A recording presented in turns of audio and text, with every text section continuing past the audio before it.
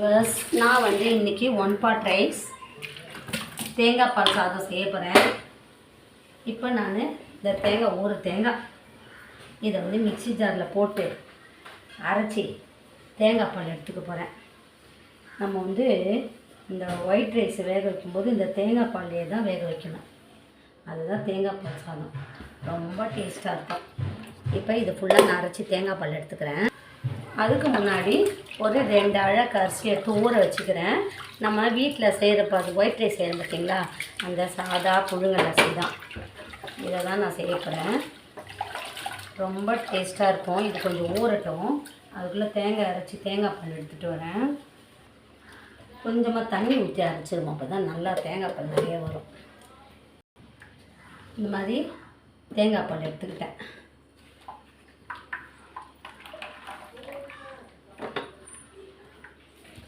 இப்போ வந்து பச்சை பட்டாணி, அதுக்கப்புறமா பீன்ஸு, கேரட்டு இதெல்லாம் சின்னதாக அரிஞ்சு வச்சுக்கிட்டேன். அடுத்தது வந்து வெங்காயம் கட் பண்ணி வச்சுக்கிட்டேன். பூண்டு சின்னதாக நறுக்கி வைக்கணும்.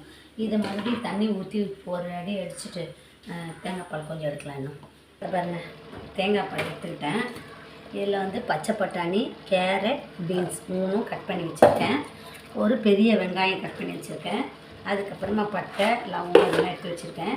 இந்த பூண்டை தோலை உரித்து சின்னதாக கட் பண்ணி வச்சுப்போம். இதுக்கு வந்து புதினா கொஞ்சம் வச்சுருக்கேன். புதினா கண்டிப்பாக தேவை. இந்த பாருங்க, புதினா வந்து ஒரு சின்ன பாக்ஸில் புதினா கட் பண்ணி வச்சுருக்கேன். 2 பச்சை மிளகாய் நீல வாக்கில் கட் பண்ணி வச்சுருக்கேன். நீல வாக்கில் பச்சை மிளகாய் கட் பண்ணி வச்சுருக்கேன். இனிமேல் பூண்டு உரிக்க வேண்டும். நான் வந்து குக்கர் அடுப்பில் வச்சுருக்கேன். இப்போ இதில் வந்து நான் நெய் போட்டுக்கிறேன். ஃபஸ்ட்டு நெய் போட்டுக்கலாம், எண்ணெய் போட்டுக்கலாம், எதில் வேணாலும் செய்யலாம். ஆனால் ரொம்ப டேஸ்ட்டாக இருக்கும். இந்த மாதிரி நீங்கள் செய்து சாப்பிட்டு பாருங்கள். தேங்காய் பால் சாதம் 1 pot ரைஸ். 1 pot ரைஸே ரொம்ப வேலை வந்து ரொம்ப சுலபம், ஈஸியாக முடிஞ்சிடும். வேலையும் சுலபமாக முடியும், பொருட்களும் ரொம்ப தேவையில்லை. இது வந்து நான் நெய் வச்சுருக்கனால நான் போட்டுருக்கேன். நெய் இல்லைன்னா கூட விட்டுடலாம், எண்ணெய் கூட ஊற்றிக்கலாம். நான் வந்து கொஞ்சம் எண்ணெயை ஊற்றிக்கிறேன். இதோட கொஞ்சமாக எண்ணெய். இப்போ நான் இதில் வந்து ஒரு கட்டை,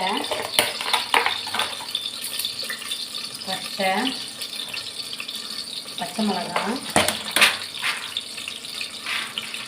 ஏலக்காய், சும்மா நான் ஒன்று தான் போட போகிறேன். ரொம்ப போட்டால் அதுவே ரொம்ப வாசனையாக இருக்கும். அடுத்தது வந்து சோம்பு கொஞ்சம் போட்டுக்கிறேன். அடுத்தது சீரகம் கொஞ்சம் போட்டுக்கிறேன். அடுத்தது கொஞ்சம் மிளகு கொஞ்சம் போட்டுக்கலாம். இப்போ நான் இதை லைட்டாக நீங்கள் சரி சாப்பிட்டு பாருங்கள். டேஸ்ட்டு அவ்வளோ டேஸ்ட்டாக இருக்கும். ஷாப் பண்ண பூண்டு, அதாவது சின்னதாக நறுக்கின பூண்டு, இதையும் போட்டுக்கலாம்.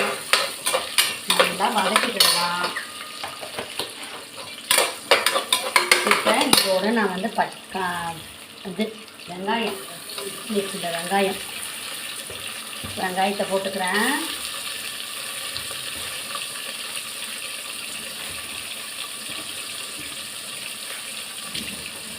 வெங்காயத்தை போட்டு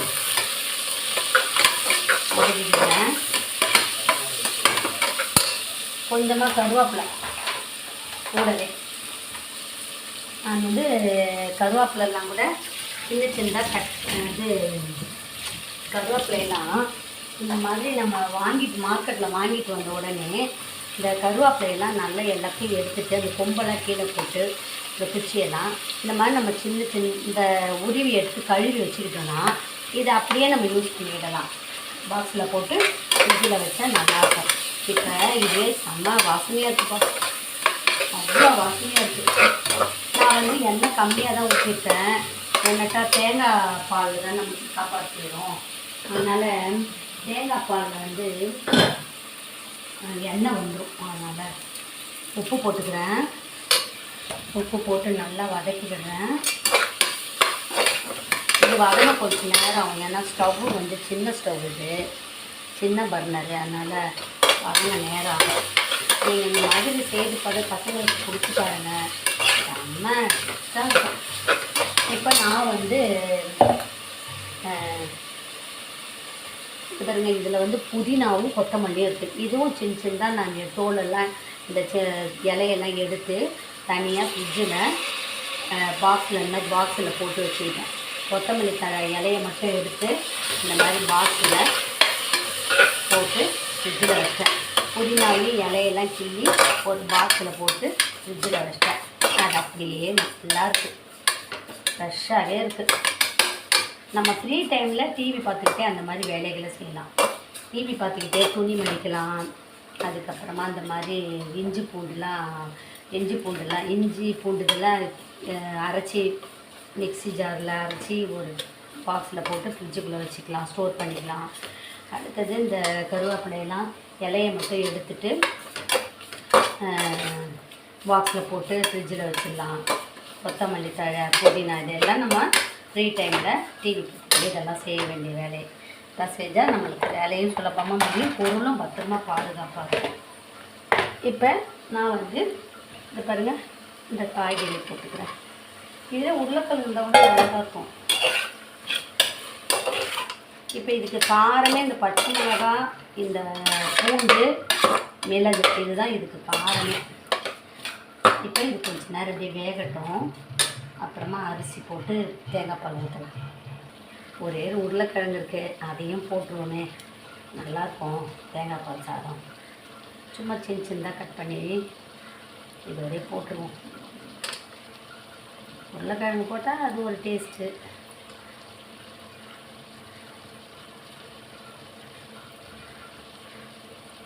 நான் ரொம்ப பெருசாக போடல காயெல்லாம். இப்போ இதிலே வந்து கொஞ்சம் நேரம் வெந்த உடனே தேங்காய் பால் ஊற்றிட்டு அரிசியை கழுவி ஊற வச்ச அரிசியை போட்ட வேண்டியதான். நான் சாதா அரிசியில் தான்ப்பா பண்ணுறேன். ரொம்ப பாஸ்மதிலாம் நம்ம இஷ்டம் தான். பாஸ்மதி ரைஸில் பண்ணால் இன்னும் நல்லாயிருக்கும் போது. இதில் பொருட்கள் சேர நல்லா தான் இருக்கும். இப்போ நெய், முந்திரி பருப்பெல்லாம் அரைச்சி போட்டால் இன்னும் நல்லா தான் இருக்கும். இப்போ இதோட நான் வந்து தேங்காய் பால் ஊற்றிக்கிறேன். தேங்காய் பாலை மறுபடியும் வடிகட்டிக்கலாம். ஏன்னா திப்பியாக இருந்தால் நல்லா இருக்காது.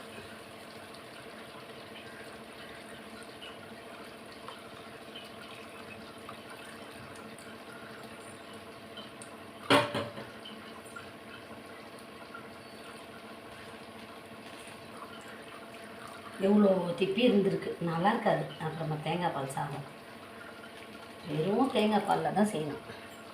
கொஞ்சம் கூட தேங்காய் வந்து ஒரு திப்பி கூட இருக்கக்கூடாது, நல்லா இருக்காது. இப்போ இதையும் கழுவிட்டு ஊற்றிட வேண்டியதுதான். தண்ணி வந்து கரெக்டாக வச்சாதான் நல்லாயிருக்கும். இப்போ நான் என்ன பண்ணுறேன், இந்த பாருங்க, இப்போ நான் அரிசியை கழுவி போட்டுட்டு குக்கரை மூடி வச்சிட போகிறேன். சாதாவாக செய்கிற மாதிரி தான், ரொம்ப ஸ்பெஷலாலாம் இல்லை.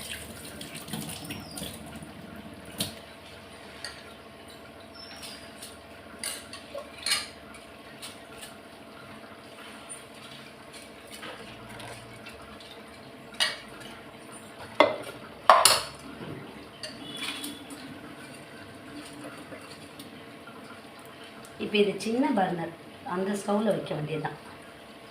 இப்போ இதுக்கு வந்து நான் நெல்லிக்காய் ஊறுகாய் பண்ணிக்க போகிறேன்ப்பா. செம்ம டேஸ்ட்டாக இருக்கும் தேங்காய் பால் சாதத்துக்கு நெல்லிக்காய் ஊறுகாய். இப்போ பாருங்க, தேங்காய் பால் தான் எல்லாமே. தண்ணி மட்டும் கரெக்டாக இருக்கணும்லன்னு அடியில் அப்படியே பிடிச்சிருக்கு. உப்பெல்லாம் கரெக்ட்.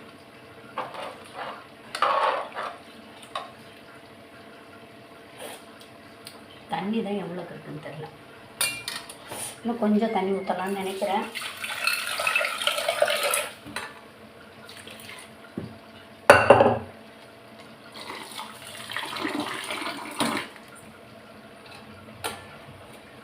தண்ணி ஊற்றலாம். இந்த தேங்காவை மறுபடியும் புழிஞ்சிட்டு அந்த தண்ணி ஊற்றிடலாம்.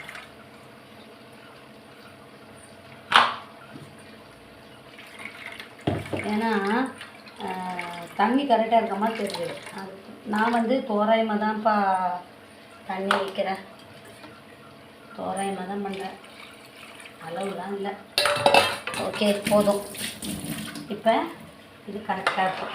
ஏன்னா 2 ஆழாக்கு காயெல்லாம் போட்டிருக்கேன்ல, அதனால் இப்போ கரெக்டாக இருக்கும். இப்போ நான் குக்கரை மூடி வச்சிட போகிறேன்.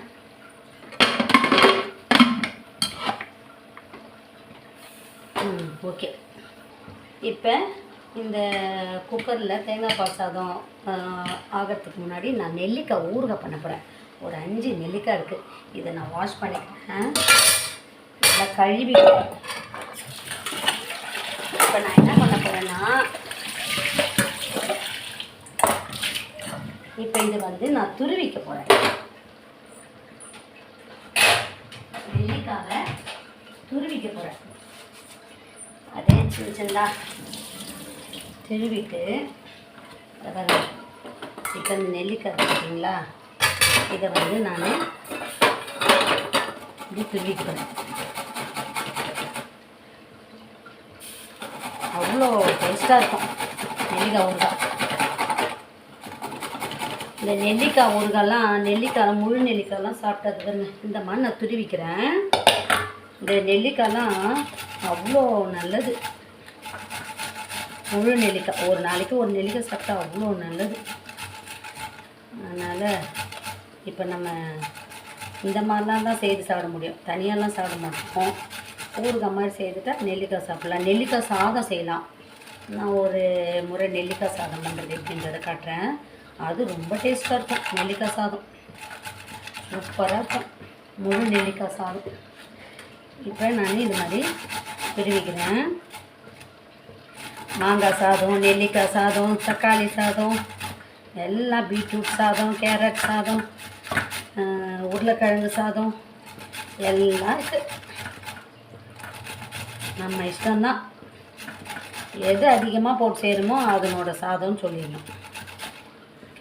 கேரட் நிறையான்னா கேரட் சாதம், பீட்ரூட் நிறையா போட்டு செய்தால் பீட்ரூட் சாதம், இப்போ நெல்லிக்காய் போட்டு செய்தால் நெல்லிக்காய் சாதம். அதுதான் எல்லா போடுற பொருட்கள்லாம் ஒன்று தான், ஆனால் செய்கிற வித்தியாசம்தான் மாறுபடும்.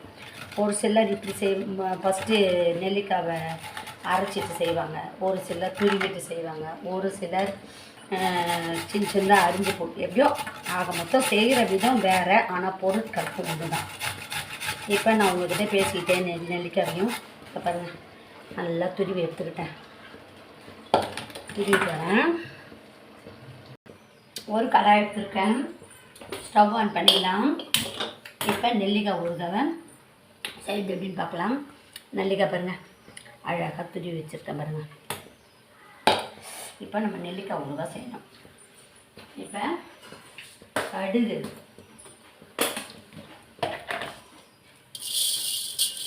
இந்த நெல்லிக்காய்க்கு தகுந்த மாதிரி தான் போடணும், ரொம்ப போட்டக்கூடாது. கொஞ்சம் எண்ணெய் ஊற்றிருக்காங்க. கடுகு கொஞ்சம் சிம்மில் வச்சுக்கணும். வெந்தயம்,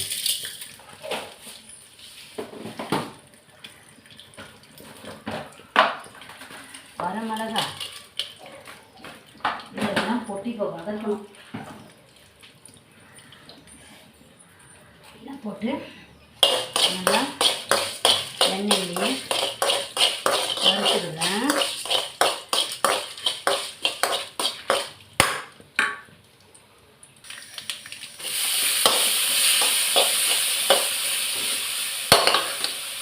நெல்லிக்காயை இதிலே போட்டேன். செம்ம டேஸ்ட்டாக இருக்கும். கல்லுப்பு மோஸ்ட்லி சமையலுக்கு வந்து கல்லுப்பு யூஸ் பண்ணால் ரொம்ப நல்லது. கொஞ்சம் பெருங்காயம்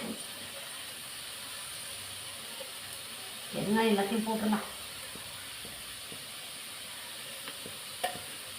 பெருங்காயமே காலிச்சு. இப்போ இது எல்லாத்தையும் ஒன்றா வதக்கிட்டு அரைக்க போகணும். அரைச்சிட்டு தாளிச்சிடணும், அவ்வளோதான்.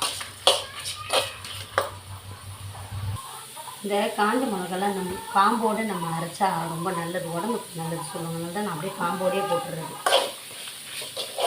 இப்போ இதை நான் மிக்ஸி ஜாரில் போட்டு அரைச்சிக்க போகிறேன். அரைச்சிட்டு தாளிக்க போகிறேன். செம்ம டேஸ்ட்டாக இருக்கும். நெல்லிக்காய்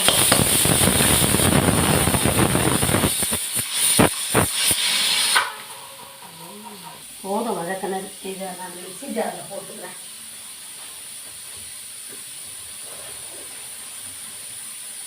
அரைச்சிட்டு போகிறேன்.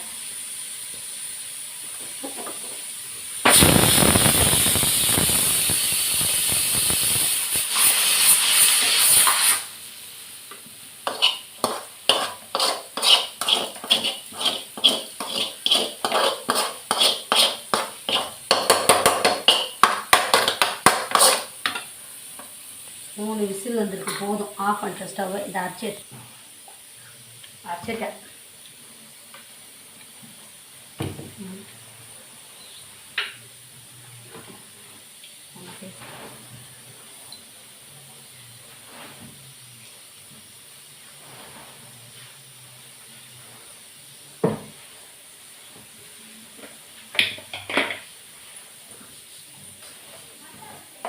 எண்ணெய் ஊற்றிட்டேன். கடுகு,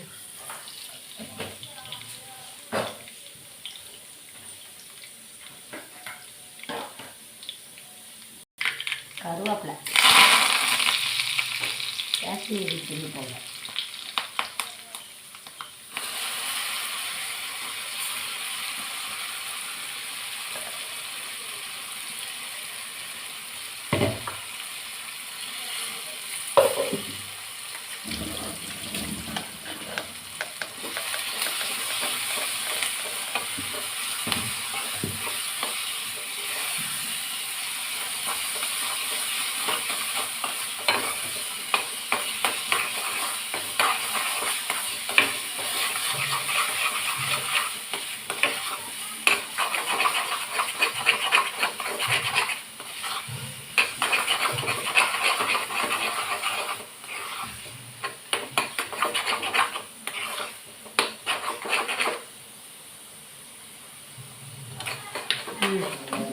உப்பு தான் கம்மியாக இருக்குது.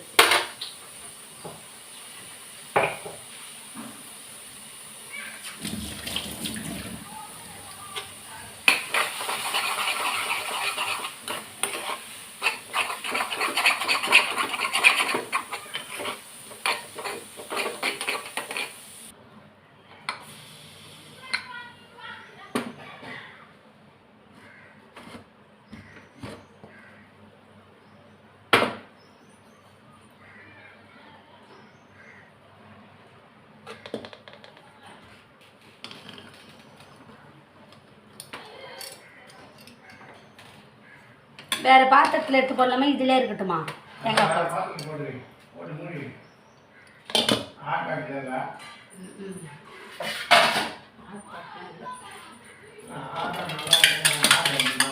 அது ஒரு ஹாட் பேக்கெலாம் விலை அதிகமாக இருக்கும். வாங்கி வச்சா சூடாக ஹாட் பேக்கில் போட்டு வச்சுக்கூட நல்லாயிருக்கும். இதுதான் உதிரியாக இருக்கும்.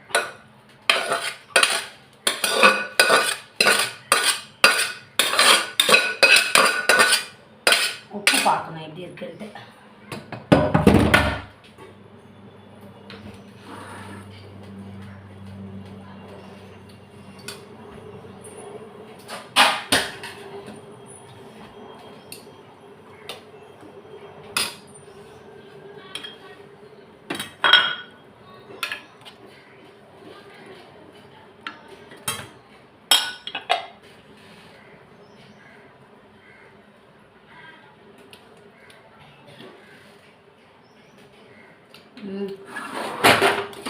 கொஞ்சோண்டு உப்பு தான் கம்மியாக இருக்குது தேங்காய் பால் சாதத்துக்கு. உப்பு மட்டும் போடணும்.